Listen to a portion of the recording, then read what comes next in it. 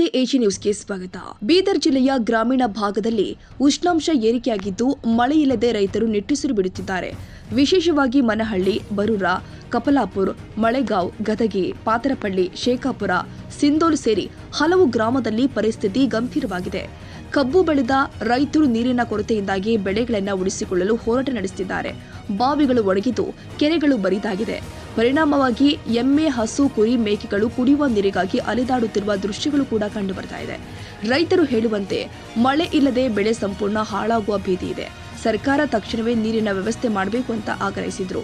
ಗ್ರಾಮಸ್ಥರು ಕುಡಿಯುವ ನೀರಿಗೂ ಪರದಾಟ ನಡೆಸ್ತಾ ಇದ್ದು ದಿನನಿತ್ಯದ ಜೀವನವೇ ಸಂಕಷ್ಟಕರವಾಗಿದೆ. ಈ ಪ್ರದೇಶದಲ್ಲಿ ತುರ್ತು ಪರಿಹಾರ ಕ್ರಮಗಳು ಅಗತ್ಯವಾಗಿದೆ ಅಂತ ಸ್ಥಳೀಯರು ಒತ್ತಾಯಿಸಿದ್ದಾರೆ. ನಮಗೆ ನೀರು ಸಿಗ್ತಾ ಇಲ್ಲ, ಬೆಳೆ ಉಳಿಸೋಕೆ ಆಗ್ತಾ ಇಲ್ಲ, ಸರ್ಕಾರ ಗಮನ ಕೊಡಬೇಕು.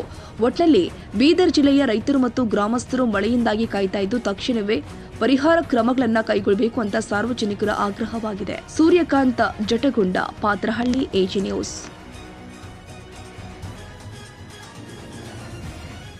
ಕನ್ನಡಿಗರ ಮೆಚ್ಚಿನ ನಿಮ್ಮ ಎಜೆ 24/7 ನ್ಯೂಸ್ ಕನ್ನಡ ವಾಹಿನಿ ಇದೀಗ ಟಿವಿಯಲ್ಲಿ ಲಭ್ಯ. ವೇಳೆ ನೋಟಿಸ್ ಕೊಟ್ಟಿದ್ರೆ ವಾಪಸ್ ತಗೋತೀವಿ. ಇವತ್ತು ವಕ್ಫ್ ಪ್ರಾಪರ್ಟಿ ಅಂತೇಳಿ ಬರ್ತದೆ ಅಂತ ಹೇಳಿದ್ರೆ ರೈತರು ಬೀದಿಗೆ ಬದಲು ಏನ್ ಮಾಡ್ಬೇಕಾಗುತ್ತೆ? ಯಾರು ವೋಟ್ ಹಾಕಿಲ್ಲ ಅಂದ್ರೆ ಗ್ಯಾರಂಟಿನೆಲ್ಲ ಸ್ಟಾಪ್ ಮಾಡ್ಬಿಡ್ತೀವಿ.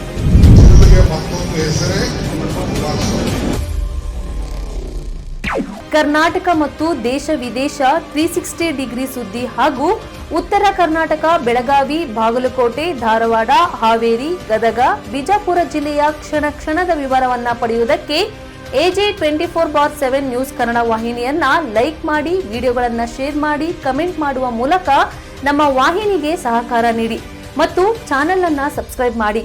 ಧನ್ಯವಾದಗಳು.